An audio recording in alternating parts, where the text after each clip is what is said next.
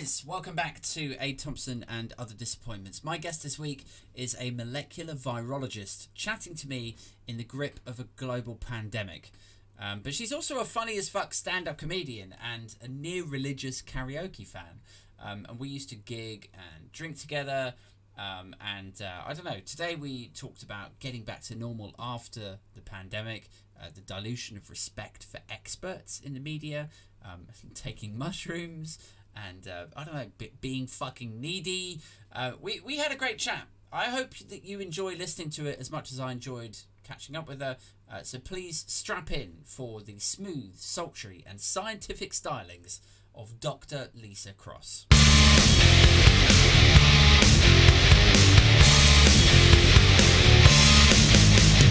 Cross, how you doing? I am good, thank you. Have not seen you for a very long time, so it's lovely to catch up with you. Indeed. On this digital media. It's a bit weird, isn't it? Like I was saying to a friend of mine on a different podcast, like this is the sort of catch up where it should be around a pub table with beers sort of swilling in our hands, and you know, maybe Black Velvet in the background or something.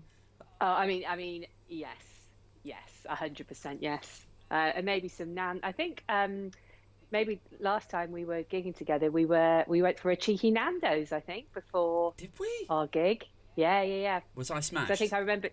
No, because it was before the gig. You were fine. Oh, right. And I think you were talking about starting a family, and we had a cheeky Nando's. Obviously, you've completely forgotten that, so that's no recollection of it whatsoever. I'm just like, wow. For the rest of the conversation. Whereabouts was it? It was Liverpool Street. It was the Nando's that's like 10 seconds away from Dirty Dick's. Thus, we were in there just grabbing a bite to eat before the show. Do you know what? I do remember it. It took a little bit of a jog there. Was it just you and I, or was there someone else? It was just you and I. I don't know how that came about, but yeah, it was just you and I. We had a nice chat about careers and stuff.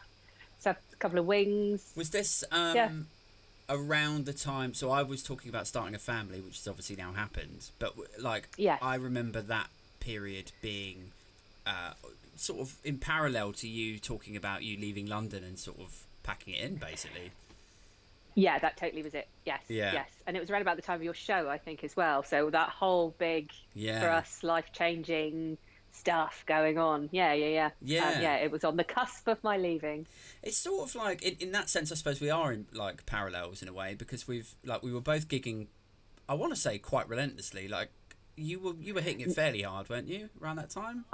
You were hitting it harder than I, because when I started, I had a 2-year-old son. Oh, right. And famously the fireman. So I was doing it probably a few times a month, whereas I think you were doing it 3 or 4 times a week. So so that's why I see my friends now on Mock the Week. And I'm just excited about going to Morrison's. I think that's that's fairly accurate. That's why that is. Yeah, it is. Yep, I get it. It's, you know, I see people like Ishan Akbar, and I see... have you seen Dane Baptiste's show on iPlayer? No, I must. It's got like Tanya Moore on it as well, and obviously she did like a few Panda Riots and stuff, and like it's sort of the best feeling in the world, but also the worst when, you know, you're watching something on iPlayer and then your partner sort of like pops up over your shoulder and goes like, didn't you used to gig with her? Like that. And you kind of want to go, yeah, look, I gigged with somebody who's made, you're proud of them, but also you're a bit like, yeah, fuck. Yeah. There is quite a handful of people we know now, isn't there? So, but yeah, it's bittersweet, but you know, good for them. Yeah. Good for them. So happy for them. So very bloody ruddy happy for them. Yeah. It's great. But then, so something I wanted to touch on today was, so you have sort of 2 careers, really, right? So you're an aspiring comic. You've got up to finals, or did you win a uni competition or something? I want to say yes to that. And I think I've got this on my CV somewhere. In 2014, I was a quarter finalist of Funny Women. That was the year that Jade Addams won. Okay. And then my 3rd ever gig was the Leicester Square New Comedian of the Year award, and I got through to the quarterfinals, semi-finals. Pretty good. I've been in either semis or quarters. I've never been in a final. Yeah. And then I left London, and then there isn't so much of it here. I did do like the Southwest Comedian of the Year, and I didn't even place, so I was like, well, but yeah. And yourself? I was just kind of getting back into it last year, so I mean, we all know what a hit your comedy career takes when you have a kid, and you know it doesn't help it. Let's say that. And I was sort of fortunate enough that I was in the office in the city on Mondays, and then I would leave the office and then shoot over to Dalston and try some new ideas, and I never tried the same set twice. I don't think, like, every time I was there, you were always new shit. But then, like, you know, the pandemic kicked off, and that put that to bed, and now it's like, I mean, in a weird way, I suppose you've got, like, you're an aspiring comic, but then you're a, let me see if I remember this correctly, a molecular virologist. That is perfect. Right. Yes. Okay. Yeah. Yeah. But like, how weird is that like you're probably the busiest comedian that I've spoken to this year, because like comedy's in the ground, but yet you must be busier than ever, right? I mean, I have to say, like, the pandemic has been awful for all of us, and very awful for me for a myriad of reasons, which I will talk about. But just in terms of like busyness, I think just me and Joe Wicks just sort of knocked it out of the park for a while, because did the documentary, and just like I said, you know, I've always had a son, I've always had a partner that works nights. Yeah. I haven't been able to gig when I want to, and now like Zoom comedy, it's absolutely brilliant. It's like 2013 all over again for me, Abe. It's said no one ever, but yeah, no, it's really good. I'm doing a steady, like a couple of gigs a week, which is something that I've never done. Yeah. And I'm even writing new stuff, you know, some zeitgeisty new stuff. No, nobody's liking that as much as the old stuff from like 2013, but yeah, no, it's been and you know, and doing this with you, and I did another podcast the other day, and yeah, so in terms of me talking and people listening, it's been a good year. Yeah, I thought like maybe you might go the you know, like whilst comedy's a little bit quieter, perhaps not on the Zoom comedy scene, but like whilst like live stand-up is quieter, and you're down in is it Dorset way? It is Dorset. Yep, yeah, that's correct. I thought maybe you might sort of branch out into like the TV work a little bit more, and like your background within virology. Correct me if I'm phrasing any of this stuff wrong, because I don't know what the fuck. No, the words you're using are 100% correct. Good. That's good. That's lucky. Unlike my mum, who doesn't really get it. Like you're like a what are you? Or a stand-up chameleon, like my son used to say when he was younger. Yeah. Yeah. No, I mean, it's just, yeah, I can't. If there was another opportunity to do another documentary or contribute to a science film, I 100% would do. Yeah. You know, I just have to wait to be asked, basically. I was toying with the idea of getting an agent, but I haven't done that in terms of the TV work. But yeah, I would love to do more. I just haven't been asked, and I can't magic it up. Like Professor Devi Sridhar just fucking cornering the market on the media work. Yeah. Yeah. My proudest moment this year, though, out of all of it, was Maggie Philby. You know how much I love Maggie Philby, almost as much as Black Velvet. Sure. She started following me on Twitter, and the level of excitement that was felt on this very sofa when I saw that was just exquisitely high. Like, exquisitely I've made high. it. Yeah, Fuck I mean, I really did. I was just like, yeah, oh my God. I literally just sort of ran round. Yeah, it was like when I found out I was on Gogglebox, not that I like to mention it, but back in April, I think, end of April, and I was just sat here with my partner. We were just watching something on Amazon, and then just got all these texts going, "Mate, you're on Gogglebox." And I mean, they were all taking the piss out of me. Yeah. But still, I felt the euphoria, if you could bottle it. Yeah. I literally was just running around the room, and he was like, "You've really got to stop doing this now." And I was like, "This is amazing." I was like, "This must be what like getting married or something feels like." So I hear. But yeah, no, it was just amazing. Yeah, so that was really good. So yes, I would love to do more stuff like that. Yeah, of course. That's nice. I wondered if, like, maybe because of your background, like, your friends and family are coming, like, on a regular basis going, like, okay, can you give me the update, Lisa? How fucked are we? Yeah, they are. So is it a real problem if that's my next question, if I'm like, how fucked are we? It's not great at the moment today. What is it, like 100,000? Yeah, it's not great, is it? It's world beating. I'd say world beating level of fuckness. I don't know quite. Yeah, no, I found today really depressing, to be honest with you. I mean, there is light at the end of the tunnel. I mean, my lady in HR that I speak to in my job, she was saying the other day, gosh, I remember when I spoke to you in March, Lisa, and you were like, yeah, this is going to be a good 12, 16, 18 months to this. And we were just going into lockdown. Yeah. And she was like, surely not. And I was like, yeah. And nobody that wasn't a scientist believed me at the time. And they were like, oh, right, you were right then, weren't you? And I was like, yeah, I wasn't trying to be pessimistic. But so I do get a lot of family members and stuff, particularly like earlier on, asking me stuff and my opinions on stuff. And then I think just not listening to me, or thinking I'm wrong, but asking anyway. Do you think it's like they're coming to you for some good news, but then your mentality as a scientist is to literally just give the facts, like the provable truth of the situation. And then when you tell them something that's actually pretty dark and negative, but is real, they're like, I've got to stop talking to this bitch. This is... yeah. Have you seen Bake Off this week, Lise? That sort of thing. Yeah, I think so.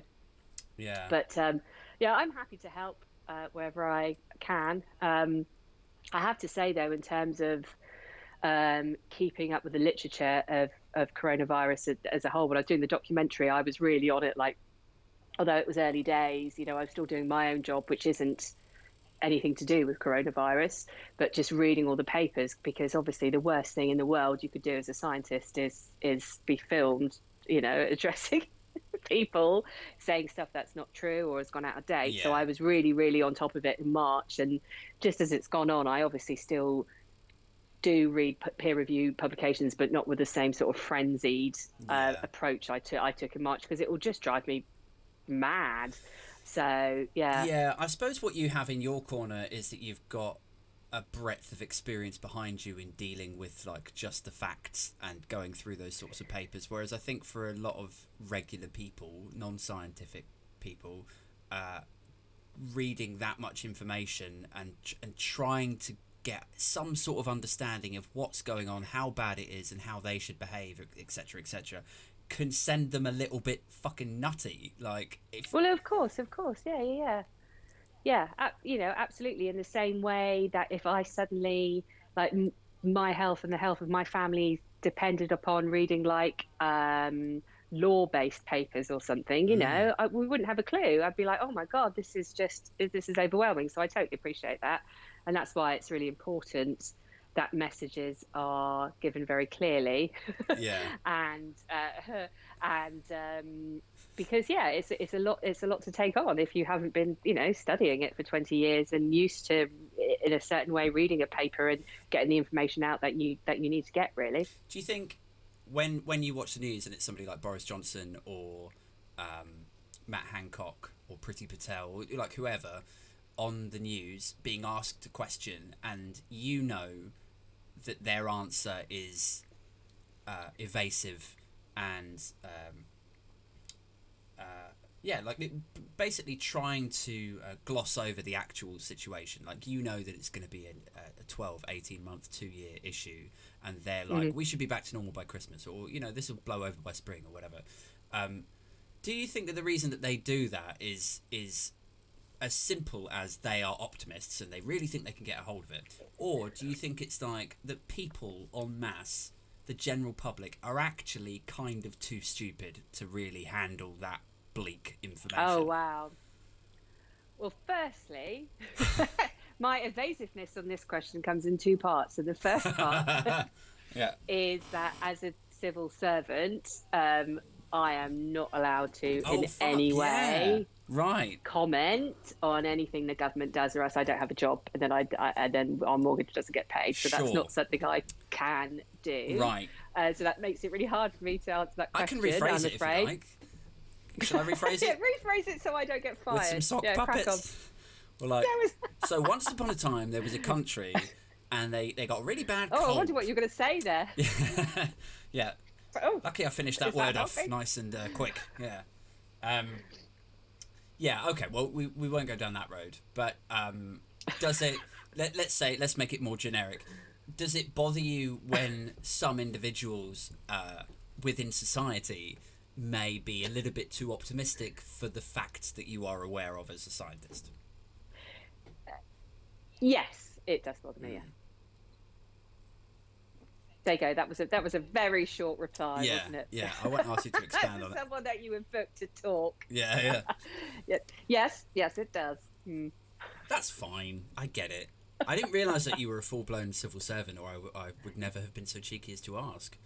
That's okay. No, I have always been a civil servant ever since I finished my PhD. So in Public Health England, and now in the other organisation in which I work. Yeah. So I've never known anything other than that. Have you ever? And it's good in many ways. Have you ever been tempted to like jump ship, go private, like work for a private health company, make $1 million? Well, saying that, last night and a couple other recruitment consultants approached me via the professional networking site LinkedIn, nice. And asked me if I wanted to apply to be the director of the Lighthouse testing facility in Manchester for Amazon. You know, there's a big comedy scene in Manchester. I'm just throwing it out there. Well, I told my partner about it, and he was so keen. He basically was looking on Rightmove. He was like, well, because he commutes from here in Dorset to London all the time, and he was like, it's the same commute, probably houses are cheaper there, we could rent this out, we could do that. Basically he'd done the whole thing. So I'm like, I don't want to do that, sounds a bit stressful. So I didn't apply to be the director of the Lighthouse testing facility where they do all the COVID testing, although I do have the skill set. That was a no from me, and my son, bless him, was like, I don't think we should do that because like you said, it will be then like nearly 5 hours to Gran and Granddaddy, and he said no iPad's going to be charged for that long. So it's a no from me. That was his sole basis. And then he went, and I'd probably miss my friends. All right. I thought that's the route that you were going to go, is like, it's not really fair on the kids, but he doesn't seem to give a shit if it's fair on him. So that was kind of like, well, not the dark side, but that's private sector. I nearly joined a pharmaceutical company a few years back, and just the difference between, because I've never apart from when I worked in a fruit and veg shop called Grill's Country Produce in 1988 to 1992, I'd never worked in the private sector. So wow. And also that was, I had to wear a tabard. Nice. But I got an interview, and in the second interview, and was like headhunted to work for this pharmaceutical company. And I walked in and I was like, oh my God, I just described it as like, at the time, The Devil Wears Prada was very big. So I was like, oh my God, it's like The Devil Wears Science. It was all like, it was all like clean lines and mirrors and glass. And, where I worked looked as though like Spock could appear at any point from the 70s. So yes, it was quite glamorous, but again, I just I decided that I preferred the security of a civil service life rather than the glamour of the other. Although obviously not that glamorous. I thought you might go down the sort of like ethical route of like Public Health England, and like serving your country sounds a bit strong, doesn't it? But like, that kind of public sector-y, like, no, I want to do something good, and it's not all about the money. It's about contributing, and it's about, but it actually sounds like you're just literally more comfortable and looking for a bit of security. Well, I think it's both. Like when I worked at Public Health England, I genuinely was really proud of what I was doing. I developed many tests, many assays, many PCR tests. Which makes me very, very angry on Facebook when people are now all saying that they know about them. Very, very angry indeed. Got with myself and my boss, we got a patent for a TB test. We developed a test to detect mycobacterium tuberculosis in an hour.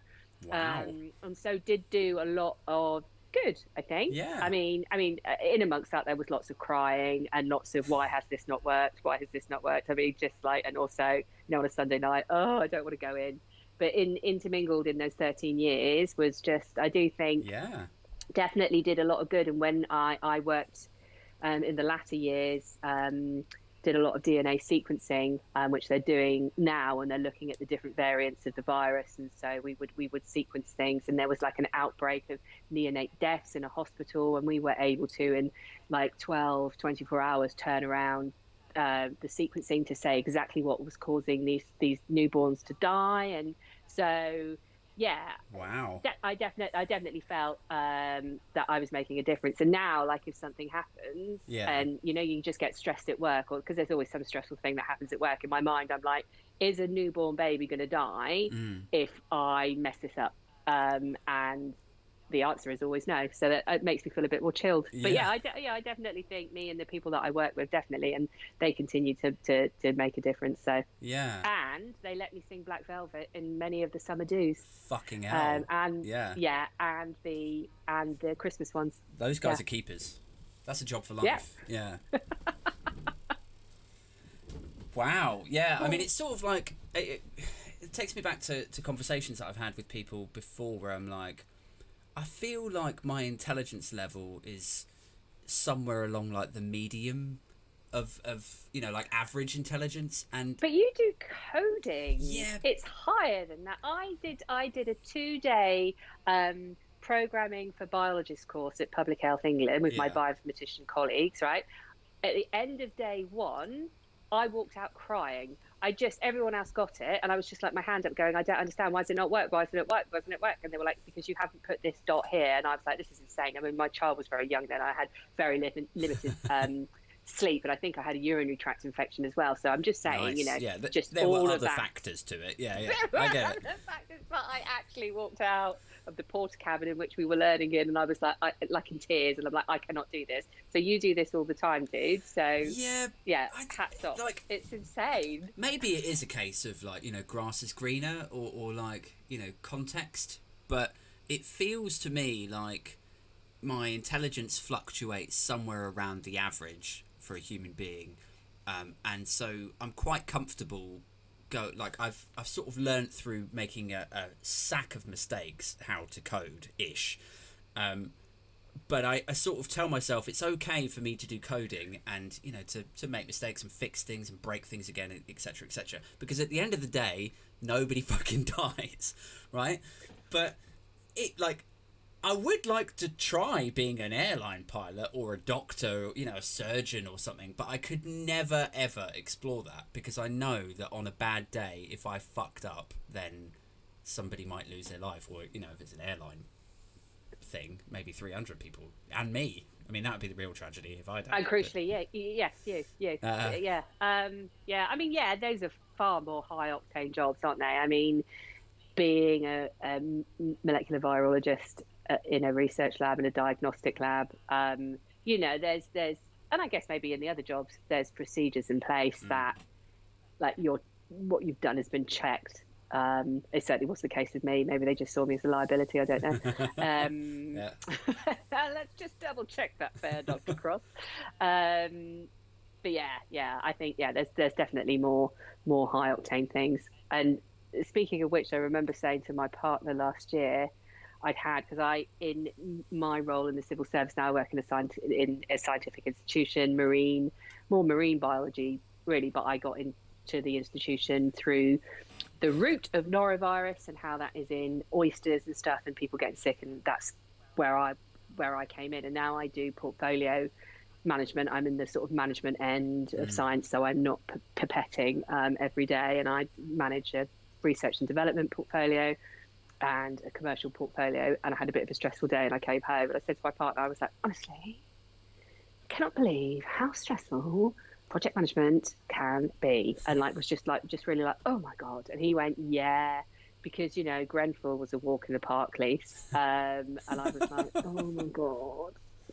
Yeah, it was actually at Grenfell. But and I went, I had to leave the room, and I was like, okay, so I hate myself now, and I am sorry for that. Can we pretend that's never happened? But then it's relative, isn't it? You know, like a tough day for you as a portfolio manager now. It's still a tough day, because it's like a tough day versus the other like 100 days when everything went pretty easily, and you just waltz in, get a coffee and sit down and I remember going for a lunch in Canary Wharf once with a recruiter, and he was also a sort of old friend of mine, and so he was like, yeah, just come out in the Wharf, you know, I'll put a few drinks on the card, and you can meet this guy that I'm hiring in for.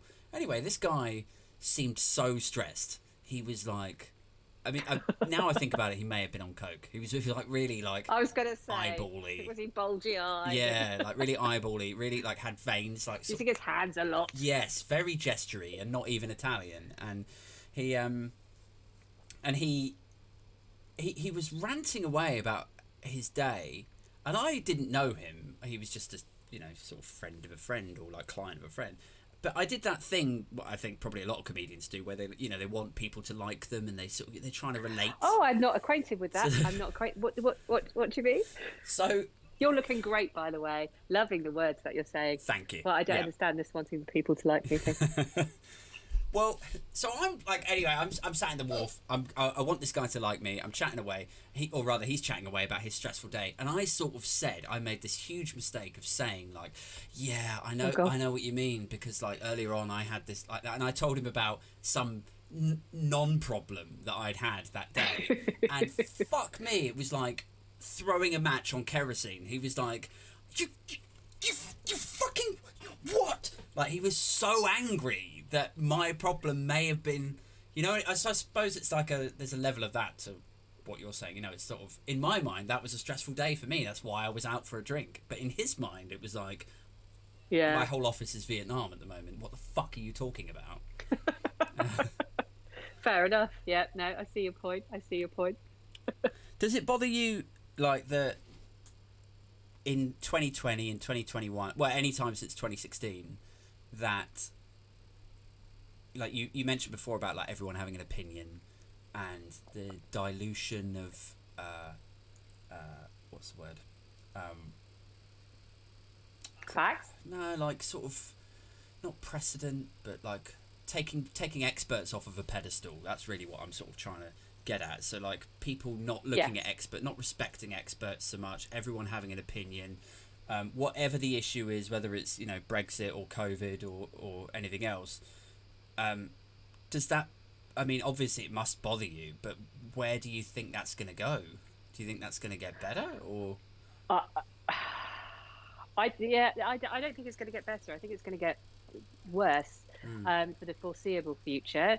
Maybe when everyone's been vaccinated, I can't talk about Brexit because I don't know so much about that. Sure. Specifically. Yeah. But in terms of, when everyone's been vaccinated, I think then it will be like, oh, they did such a wonderful job.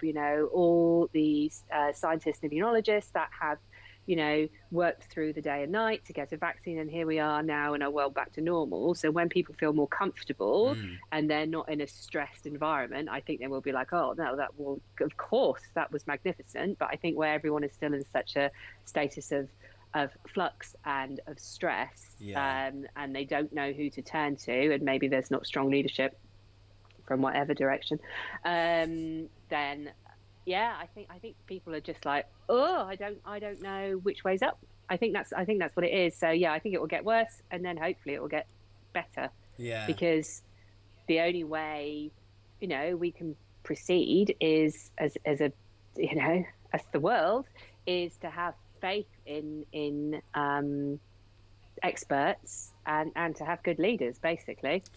So good luck with all of that. Thanks. Yeah. Do you think we will get back to normal? Because I sort of frittered between. I think it will. Thinking yes, and then other days I'm like, no, there's going to be social distancing in for maybe like. I mean, I'm not an expert, but I can't see us getting rid of some of these measures. I can't see comedy coming back for like a couple of years. I don't know. I think comedy will come back sooner. I really think when the vaccination starts in full, in earnest, it will come back. I think it will be less than a couple of years. It certainly won't be the summer. I bought tickets for Pearl Jam in Hyde Park again, and in July. And I was like, oh, why did I do that again? I did it last year. Just love Eddie so much. Yeah. But I think it will be interesting, I think, from a mental health perspective and a psychology perspective, to see just how long it takes people to adjust. I mean, everyone's talking, aren't they, on social media about like when they're, because let's face it, we're just all watching films all the time, aren't we? Just watching Netflix. Yeah. And you're there, and like someone's at a club or someone's having a dinner party, and we've had, you know, the restrictions for so long that most people I know kind of physically recall with like, oh my God, that's a bit close, and look at all those people in the lift. And so I think it'll be interesting to see how long that is maintained. I think, but you know, when you think in terms of, you know, with the vaccination, will the world go back to normal? You think, you know, flu, we're vaccinated each year, and we don't enormously stress out about it. And well, apart if you're a virologist, you do, but you know, most people don't think, oh, flu season, I'm going to cover my face in this country anyway. No. I think it personally, yes, I think it will go back to normal. It's going to be a while, but yeah, it'll be a gradual change. One of the things I think that's probably going to stick around, unless they find some way to fucking tax it to the hilt, is work from home. So I can't see. So if I take my job as an example, right? Obviously it's different for the fireman, and it's a bit different for my missus because she works in property. So there's a bit of like trekking around to properties and stuff. But for people like me, it's like the idea of trekking back into the office and spending like 450 quid a month on train fare pointlessly.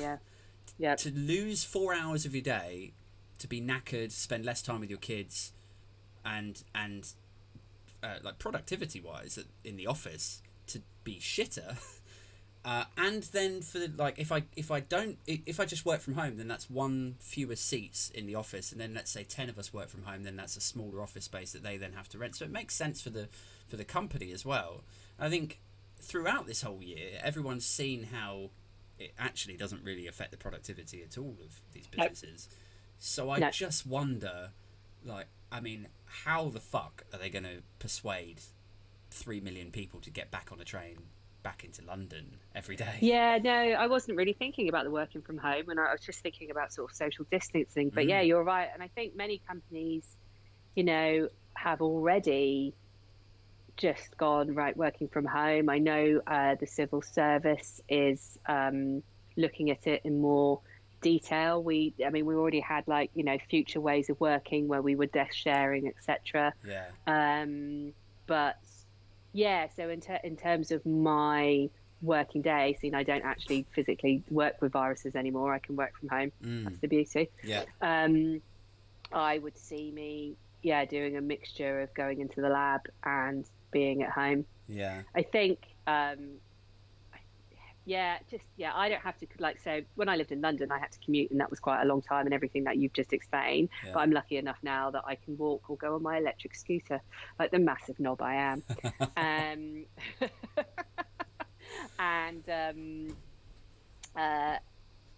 For me, so I've been doing this since March. I do miss people.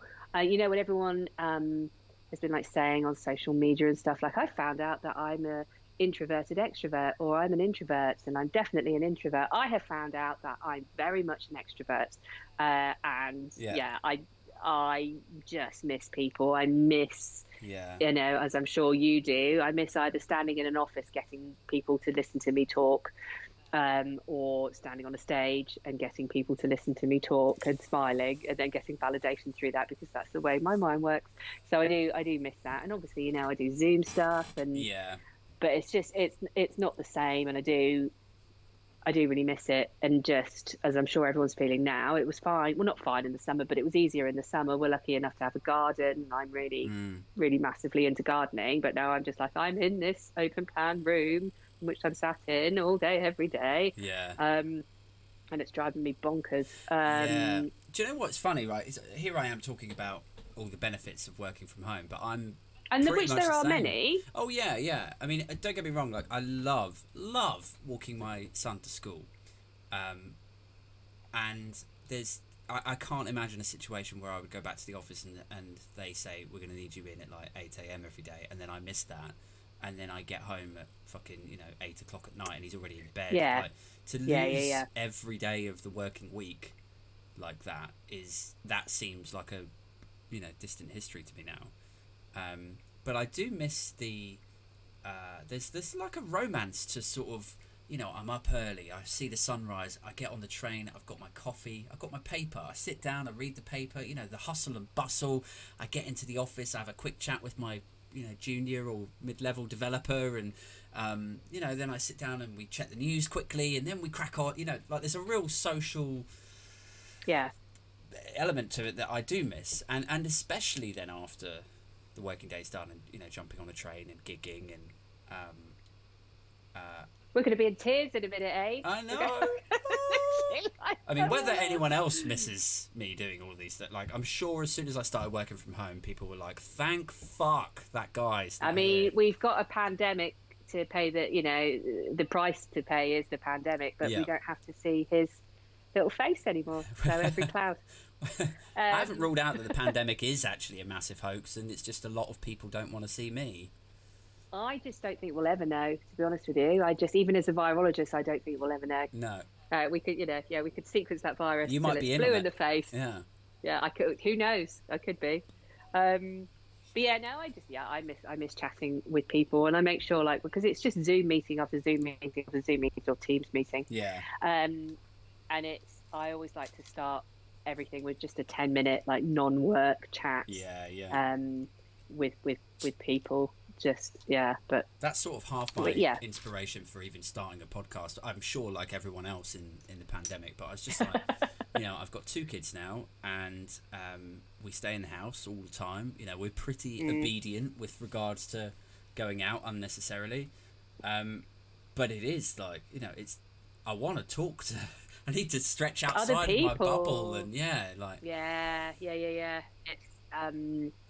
It's that's really, really hard. Like, I was talking to my partner before doing this, and then just the other day, and I built it into one of my newest sets. I was talking to my mum, and then I don't know how we got onto it, but I ended up listing the contents of my garage section by section to her. And my mum, who's 73 and has been shielding since March and has been in and out of hospital and everything, and so she doesn't have a lot of chat, and I ring her every day, and so that's a nice thing. Even she went, can you just stop? I don't know why you're doing this.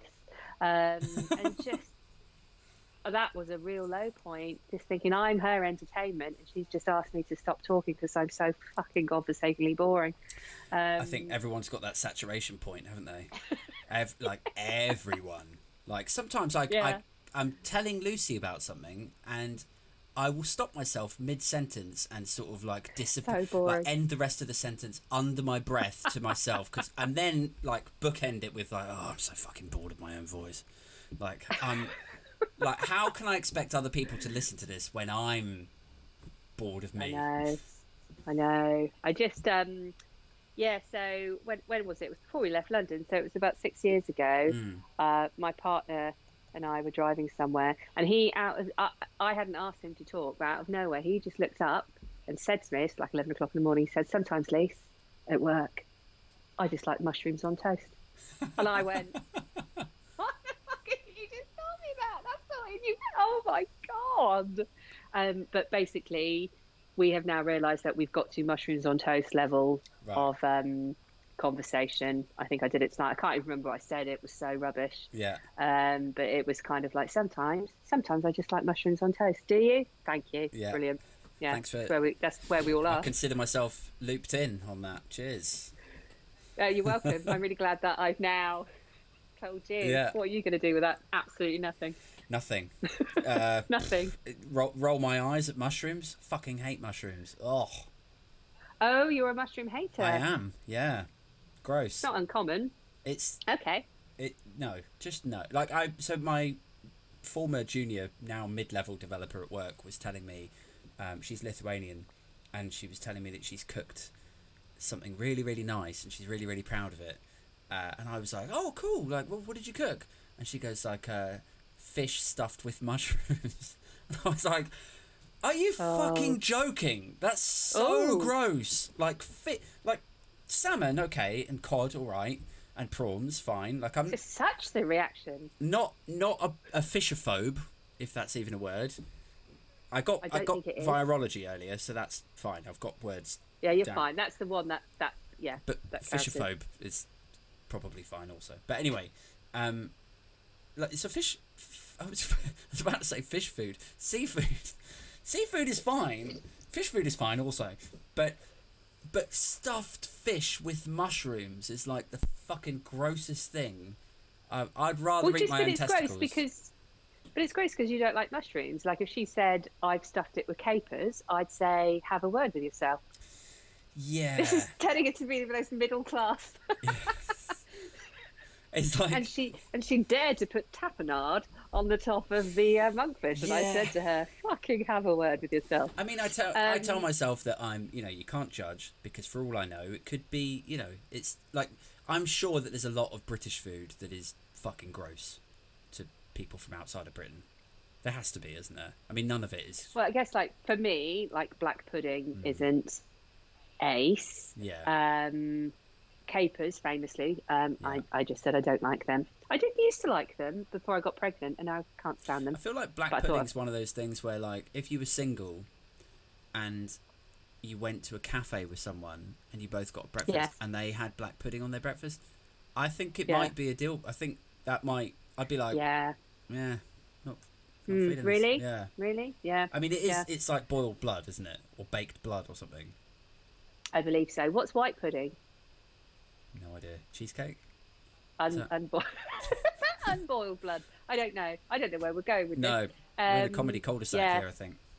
Yes. So mushrooms, yes for me, and a no for you. Interestingly, at one point I thought I might like to become a mycologist. What's a mycologist? Well, funny you should ask. Please tell me. It's someone who studies fungi and like things like that. And now I've forgotten anything that's to do with it. Now I sound as though I know nothing about it. Have you done like reading on it? Should we talk about mushrooms, like as in magic mushrooms? I've never done that, and I tell you for why. I don't think it would suit me. And you continue talking, and I will then give you all the evidence of other things that would suggest it's not the thing for me. But you crack on. All right. So here's my experience with magic mushrooms. So I had already done acid a few times. So people had told me that shrooms were basically the same. So a friend of mine bought a bag of hundreds of these fucking things and brought them back. Was he called Dan? They're always called Dan. No, Ollie, I think his name was. Of course, it's either Ollie or Dan. Ollie or Dan, yeah, standard. And so he brings this polythene bag out and it's got fucking loads of them. And I hate mushrooms, so I'm like... Famously, I know this about you. Yeah, right? I mean, I'm quite vocal about it, apparently. Yeah. So I'm thinking, how am I going to ingest this acid and not hurl? Why have you put that in inverted commas? Because it's not really acid, is it? It's shrooms. It's natural. Oh, I see what you mean. Yeah. Okay. So I came up with this idea. I'll put it in between toast and butter the toast to fuck, and then just like... Oh, actual mushrooms on toast. Yeah. So this is my equivalent of... I mean, if I came out with this story to Lucy, it would be a little bit more interesting than just sometimes I like mushrooms on toast. But anyway, so I stick all of these shrooms inside the toast and I munch them down, and there was about 60 or 70 in there. And can I just ask for additional details? Sorry to sure. Was that white toast or was it like whole grain? Or my memory's telling me or white. Half and half. Yeah. Okay, good. Yeah. My instinct is telling me white as well, but I just wanted to check, okay. just so I'm a scientist. Are you judging me on my white bread? Do I look like a white bread guy? God, no. Oh, okay. I eat white bread. All right. So I gobble up all these shrooms, about 60 or 70, and then I start feeling really funny. That's a lot, isn't it? But I didn't know that. I thought... Well, I don't know that, but it seems like a lot. 60 or 70 of anything. Everyone around me was just like, piling theirs into bread and so on, and I just thought, okay, I guess that's the amount then. So I like gobbled them down, And it was only later that I asked, I was like, how many did you have in yours? And they were like, about 20. And I was like, oh, fuck. And anyway, then I sat down. That's in the post, isn't it? Yeah. And like breakdowns in the post for you. This has happened to me about 3 times in my life where I've thought I'm taking the same amount as someone else. And then, anyway, then I turned around, looked at my friend's face. My friend's face was drawing itself, like just some of that. I looked over at the curtains had patterns on, but they were like drawing themselves. And then I laughed my arse off for about 10 hours. It was amazing. Oh, okay. So it was horrible for a little bit of time, but you worked through it, and then there was a lot of laughter. Yeah, lots of laughter. And there was a very small freak out, because I did actually ask or look up or something, like what the recommended dose was, and it said 20, and I was like, oh fuck, I've had like 3 times the record. Like, I hope I don't lose my fucking mind. Like, I mean, that's enough to make you, if you were me, that's enough to make you lose your mind anyway, because the anxiety then attached with the I've triple dosed this, like some sort of super hands event, would really freak me out. So yeah, no, I've not done that or acid, and never would, for the simple fact that when I was a teenager and again wanted to be liked by my peers, there is a strong theme here. Obviously, you know, it was the 90s. I lived in a beach town. Love your jumper, by the way. Yeah, hair looks good. Thank you. Yeah. Thank you. Yeah. Thank you. Cool. Oh, I totally felt that. I felt for yours as well earlier when you were like, "You're looking good." By the way, I was thinking, "Fuck, I am looking good." Like, we're so needy. What is wrong with us? It's ridiculous. Well, we're comedians. We have it in our blood. I mean, I literally was like, This was new today. Oh, right. Okay, I've got another one that says strong female lead. But I thought that was a bit much. Sure. For this, I didn't want you to not like me. Yeah. It doesn't. This jumper doesn't feel like his thing. I better wear the other one. I get it. I'm not mocking. I'm exactly the same. I thought I better wear a nice white t-shirt, because she might judge me if I have like a slightly dirty one. A whole grain t-shirt on. Yeah. Carry on. Sorry. So not done any of those things, and not going to. But then, so picture it. It's like 1993. It's the beach. It's Devon. We've had a barbecue. Had some doobies. I've inhaled that twice. Instantly obliterated, to the point. And was this after you had been drinking? Some White Lightning and Omega cider had been consumed. Again, I'd like to say I'm referring you to the late 90s. Sure, yeah. So I did that, and then just instantly. And then on other occasions, history had shown me that this was always the psychological reaction. I always thought I'd wet myself, which isn't. Wow. That's a really specific fear. Really specific. So I'd be like at a party, and this is like when we were doing our A levels, like hanging out, and like some boy would be like, "Do you want this?" And I'm like, "Oh God, no." Start and then crying. Would be like, sat there. Nearly. And then would just put my hand like under my upper thigh. But my girlfriends, my sisters, knew what was going on, so they'd be like, "Oh, Crossy, you all right?" "Yeah, I'm fine." Yeah. "Do you think you've wet yourself?" Yes, I do. And that's not a cool look for anyone, is it? And then, so this particular time when we were at the beach, did that again, just 2 very small inhalations. And then I definitely needed to go for a wee. So me and my friend, we decided to go around the corner to have a wee behind a rock. Right. And so I went for a wee, but I was very, very inhibited, very inhibited. Right. Could not go for a wee, even though I wanted to. And I spent ages doing it. And then she was like, "Come on, Lise, dude, you're taking so long." But that's because I'd taken my trousers down, but I hadn't taken my pants down. Right. Because I was just off my head. Yeah. And then that's why I couldn't go for a wee. And then she came round, and then I was like, "Oh, I just wet my pants." And she was like, oh God, let's go to the sea. We don't ever have to talk about this if you don't want to. And I was like, thank you, don't tell anyone, it would be so embarrassing. Then we sat down by the fire. I was like, guess what, I just wet myself. So that's why I don't do it. Like, and that was like literally like breathe in, breathe out, and that's what happens. But then so yeah, it's such a different drug to, I mean, all drugs are different, but it's such a, like, I've never gotten well with smoking weed, and friends of mine have. Actually, a sort of half interesting thing is that when I was about 15, 16, everyone started hitting the booze, as you do, and then we got to sort of 18, and everyone was still sort of going out down the pub and stuff, but then weed just sort of bled into our group, and it totally ruptured our like social circle. Oh, that's interesting. Yeah, it's really. I don't know if this happens in a lot of social circles, but like our sort of group was about 15 people ish, that kind of revolved primarily around like a band, as everyone does in that age. Yeah. And but like the weed smokers would just want to go over to the guy's flat, smoke a load of weed, do bucket bongs and stuff, and just stay in literally all the time.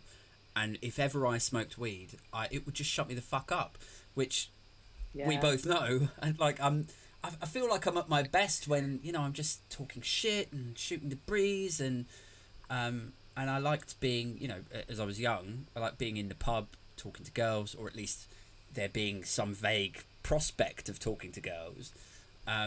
So this idea of like, staying in, just being weed, in it, and being inside your head. Maybe it's just the way we're made. Like for me, I don't want to be. It makes me really introspective, and I don't want to feel like that. I want to feel gregarious, or as some journalist wrote the other day, more vivacious than Sue Pollard at a karaoke bar. Yeah. And I now think that's a very good summation of me. But yeah, no, I don't want to be introspective. I want to be vivacious, gregarious, and not paranoid that I've wet myself. It's just not for me. No, it's kind of, I wonder, like, if I don't want to go too deep into it, but sometimes I wonder, have I even ever, well, let me start again.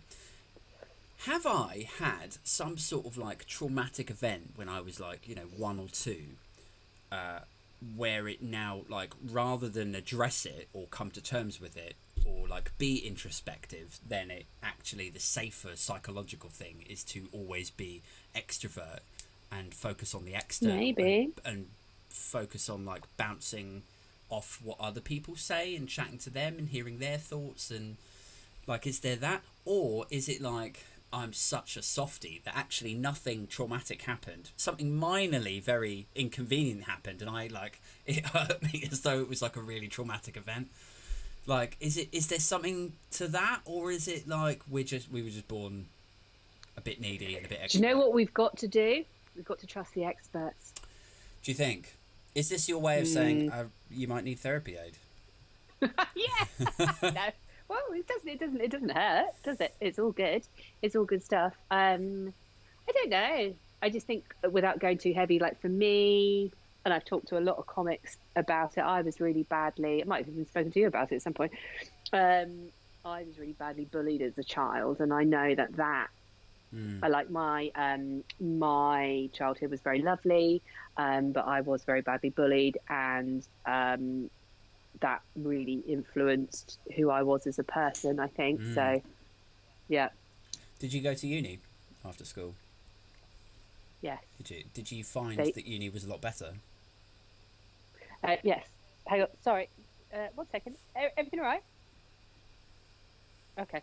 There's a fireman inching in and inching out again. Sure. Yeah, totally. I found that everything... Well, I'm just doing the podcast. Still? Yeah. Sorry, you're going to have to edit that out. That's all right. He just had his head shaved and it's slightly terrifying, but in a good way. It's a good look. Yeah, anyway. Okay, good. So school was horrendous, and then A-level college, so we had like A-level college in where I grew up, was brilliant, and then it was like I was part of the cool gang, and then I came basically top of my school with my GCSEs, and then I became part of the cool gang and met boys and stuff. when I did my A levels, and then I got 2 D's and an N. Wow. But very proficient at shithead yeah. and smoking roll-ups. These are the things that I learned how to do. Yeah. And dancing in a cool fashion in the disco on a Saturday. So yeah, I became more of myself then. And then when I went to university, I was like, okay, I feel like me now. But for so many years at school, I just felt like the person that everyone hated, basically. Yeah. Which many of them did. Do you think? Have you seen that show, Normal People? With the girl and the boy and the necklace. Yeah. That's how I would describe that. The Irish girl and the Irish boy and the necklace. Yeah.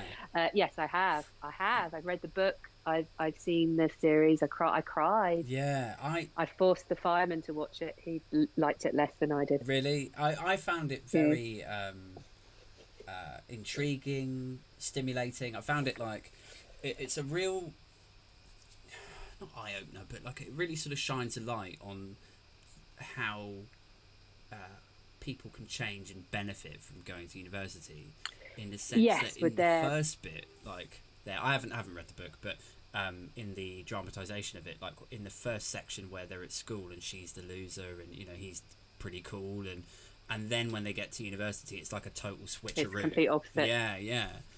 And I think that's probably true for a lot of people. Like, school wasn't a barrel of laughs for me. I was sort of in that kind of in-betweenery crowd where we weren't a super sad or like bullied bunch, but we definitely weren't like the cool guys or anything. And I got like kicked in the shins a couple of times, like walking down corridors, and but then like going to university was a completely different kettle of fish. It's really bizarre how it just sort of switches like that.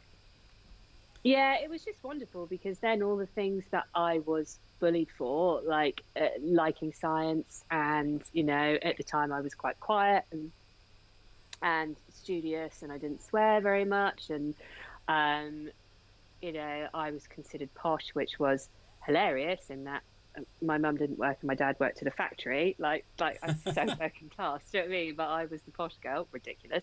Then the things that were deemed non-attractive in me, at primary and early secondary school, was just like, oh, okay, cool, yeah, no, well, we're all here for the same common reason, as we want to get better in our trade, and we want to do this, and we want more knowledge. And it was good. Also, my breasts were bigger, so it just worked better. and less fear of pissing yourself, which is always good. And yes, steered clear of that. Yeah. Win-win. Absolutely win-win. when all of this is over, like, this is how people always talk at the moment, isn't it? It's like, do you mean life or the pandemic? The pandemic. Like, when it's all like we're all vaccinated and things are back to normal, do you think that you will return to doing stand-up in a sort of semi-serious, like, can you imagine yourself doing a Fringe show? Oh God, that's a really good question, because everyone's always asked me that, and I always did imagine myself doing that. But like, if I'd started, I was 34 when I started. If I was 24, yeah, definitely.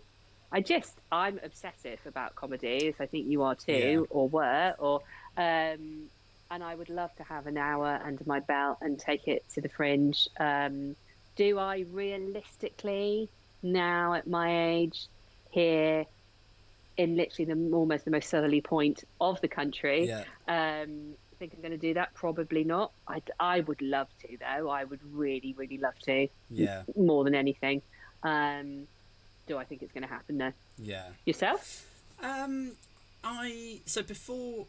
before they cancelled Edinburgh, I was giving serious thought to putting the nuts and bolts together of creating a sort of like a punk rock DIY London festival, where the spots, like the hour-long shows or like split 50-50 shows, wouldn't be costing $5,000 or whatever, and we would all just sort of muscle in, and we would put it on in August at exactly the same time as Edinburgh, but I would call it Instead-inburgh, right? So it's a bit of a gimmicky name. Oh no, I like it. Yeah, I like it. But I thought, like, we could probably get loads of venues to give us stage time, because ordinarily they would have comedy shows on, but all the comedians would be in Edinburgh for the whole month. So yes, there's the Camden Fringe, but this would be like just. I was going to say, where would you have it, Camden or elsewhere? I don't know yet. I'm not sure I really got that far in the planning. I spoke to Steve McLean about it a couple of times, and Harry, but and then Harry passed away, unfortunately, and the pandemic hit, and now I'm like the whole time that this has been going on, I've been, anytime I think of something half funny, I write it down in this little, my iPhone notes thing. And I'm like, I'm gonna have. I do that too. Right. Like, you don't want to lose the joke, or you say something off the cuff to someone and they wet themselves with laughter, and you're like, fucking yes, okay, can't wait to try that next bit. So I would like to get back to doing it somehow at some point. You should do, like, when the world's come back to normal, like a week-long comedy festival in the Dorset coast. I'd like to, yeah. I mean, it's as ever. There you go. It's like childcare, isn't it? At least for London, I can get back every night with. Yeah. With Dorset, you could all stay in a yurt. We could do, yeah. So, yeah, this is a terrible idea. it's an option. I mean, okay. I'd like there to be. Here's the thing, right? I'd like there to be the prospect of some journalists coming down to it just to check it out, so it builds a bit of a name for itself, and I think that would be easier in London. Yeah, definitely, 100%.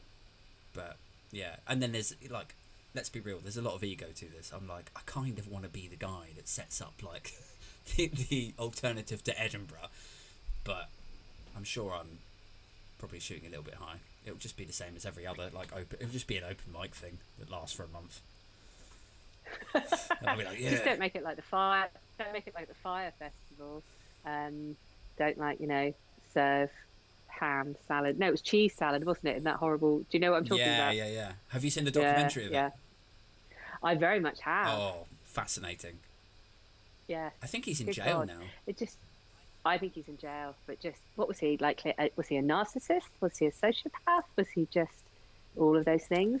But yeah, it just shows you when someone shouts loudly enough, and that people will follow. Well, there's a lot of so, like, with Trump leaving office and people like that guy. I can't remember what his name was now, but I feel like I can't. He had like an Irish surname, something. Dick McCavity. Yeah, something like that. No, that wasn't his name. No, nickname maybe, but no, he. Like, people like this, like sociopath and psychopath, are sort of terms that get thrown around quite a lot. But I actually think that for a lot of these people, it's like a con man in the truest sense of, like, confidence man. Like, they just talk to you as though they truly believe what they're talking about. They've got such confidence, and people are so willing or desperate or to believe. Yeah, and they're like, to he says he's going to make everything better. Yeah, to relinquish our worries and our control with someone else that says, don't worry about it. You don't need to stress about this anymore. I have the way. I will do this. Yeah.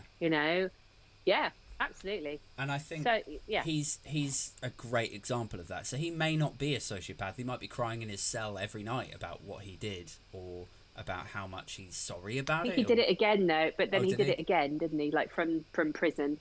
Really? Didn't he? Like, in that documentary, didn't he, like, try and... He was doing some scam from prison or something, whereby he was selling tickets for... I believe, like, for certain shows and stuff, or like the VMAs, or and then he got caught again, I think, allegedly. I have to look that up. It's been a while since I've seen the documentary, but if that's true, then fuck him and his ashamed ancestors. I don't think he was crying. I think he was just on to the next scam. It's amazing, isn't it? I mean, maybe he is a sociopath then, to go through that sort of thing and have so little self-awareness, shame, or fear that he's going to be judged again for the same thing is I mean, it's dumb. That's the thing that never really makes sense, is people you're led to believe that psychopaths are, like, supremely intelligent. They rise up to be CEOs everywhere, but people like him make me think, like, that's really fucking stupid. I think, I mean, I'm no psychologist, but I think, with this kind of so many CEOs have been found to be psychopaths, and maybe it's not a level of actual intelligence, but just a level of risk you are willing to take on things, and the level of not giving a shitness. I don't think that's an actual term. No, not very scientific, Doctor. Would be like, it's not very scientific. But maybe, yeah. I mean, I'm just making this up off the top of my head, but maybe it's just like me and you be like, oh, it's really shitty actually if I undercut that man, or I take that person's idea as my own or whatever, and oh god, even if I do that, I'm staying up at night and worrying about it, to be kind of relieved of all of those constraints that make us nice people most of the time, and not do stuff would be like, right, yay, I'm CEO, perhaps. Yeah, it's like, do you follow Donald Trump's niece on Twitter? No, but I know of her. What's she called? I think her name is Mary Trump. Mary, it's Mary, isn't it? Yeah. Yes, no. So I'm aware, but I don't follow her on Twitter per se. But well, she is a qualified psychiatrist, I think. She's written a book, hasn't she? Yeah, like a lot of people, she's written a book about Donald Trump, but I think hers is extra interesting because of her trade. And the fact that she's sort of broken ranks within that family to kind of speak out and stuff, and she has made a diagnosis of sorts of him. She was tweeting about it the other day, saying like, the thing you have to understand about a personality like that is that it is all about getting the win, but he's never had a genuine win in his life. He's never truly achieved anything, so it's really about like, by hook or by crook, I will break the rules, I'll fuck this guy over, I'll do... I mean, I'm paraphrasing. She's a lot more eloquent than I am. But but I think there's some truth to that. I think it's like, getting the win and being seen to be the victor is all. And it's quite... It's not even alarming sometimes when you see it. Like, it's quite fascinating when you see it. Like on the open mic circuit, for example, where you see people who it's not about them working the craft and learning it and enjoying the process of writing, and then taking something that you wrote and writing into it and trying that and pulling it apart and twisting it and trying on different nights of the week. Like, it's none of that. It's just about being seen to be the guy on the stage with the microphone that everyone's listening to, and they're completely different people. It's like you're Ashley Hayden and you're Jamali Maddox over here, learning the craft, enjoying it, loving stand-up in its truest, like the beauty of the art of it, and then some of the other guys which we will not name. Yeah, like, interesting though, all of those people, and then you refer to the other guys, are all men. You haven't alluded to women being like that. No, that's true. Tanya is a great example though. Like, every time I've seen Tanya, I've never had any doubt whatsoever that she loves comedy and has worked on it, like worked her ass off. It's just, there's one guy that sticks in my head. One guy, not girl. You don't meet many girl psychopaths, I don't think. Was Eileen... I mean, she's not a stand-up comic, famously, but was Eileen Willis classified as a psychopath in the end? I don't know. This is such a... I did not see it going down this road. No. But, Monster, Eileen Willis, the female serial killer, who I think was provoked a lot and then killed a load of men. The movie made it out kind of like she was, abused a lot. And then took it out on a few men. I don't know. There are definitely many female psychopaths though. I think Rose West probably. Yeah, I think we could probably put her in that bracket. Definitely in the not nice category of people. Yep. I wonder if Margaret Thatcher actually. There's a lot of traits there. Oh gosh, and if you watch The Crown, I mean, obviously that's fictitious, but yeah, goodness me. I mean, is it fictitious? Like, because I know there's a big thing about it where they're like, they have to say it's a work of fiction or it's a fictionalized account of it. But there's a lot of stuff in there where it's like, I mean, I've read all this stuff already in the papers, so I kind of know it's at least half sourced. I think there's embellishments, isn't there?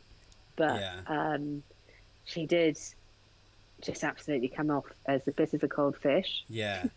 I would say. Yeah. Well, but it's not just in that show, is it? Like, people, I mean, putting tens of thousands of families out of work with no money coming in, just sending them on the breadline. There's that. Yeah. To not have any empathy for that sort of action is and to have slightly inhuman. Yeah, to have it fueled by your own ego, like you want to be the champion of the new world is weird. Yeah. And then I don't know how accurate that dramatization was of her talking to her daughter and telling her daughter that, didn't she tell her daughter that the other one was the favourite or something? Yeah, something Mark, like because he was the man. I don't remember the exact wording of it, but I just was sat here going, oh, yeah. Yeah. I said to Lucy, I was like, we will never, ever tell Jacob that Ruby is our favourite. We won't. No, we just won't. No. We must keep this on the down low. Yeah. Yeah, I'm going to have to leave it there because we've been talking for quite a while and I don't want to keep you all night, but this has been bless you. Really, really interesting. Thank you. Yeah, thank you so much for joining me. And if you want to catch up with Dr. Lisa Cross, then find her on Twitter or LinkedIn. I'm more exciting on Twitter. I'm much more exciting on Twitter. Are you? Is there fewer jokes on LinkedIn? I'd say none, except for that one time. Remember, you won't remember, but one of my best jokes ever is in 2015, there was 15 million people on LinkedIn. 5 of them were mermaids. I'll leave it there because we don't have an extra 5 minutes for me to go into my set. But it's just funny that we brought that up because that was a very funny joke that I did. But yeah, no, I'm funnier on Twitter. I'm quite mute on LinkedIn. Yeah. Yeah, I've got louder recently. Anyway, I don't want to get into this. Let's leave it there. And yeah, thank you so much, Dr. Lisa Cross. Sleep. Yeah. Thank you. Cheers.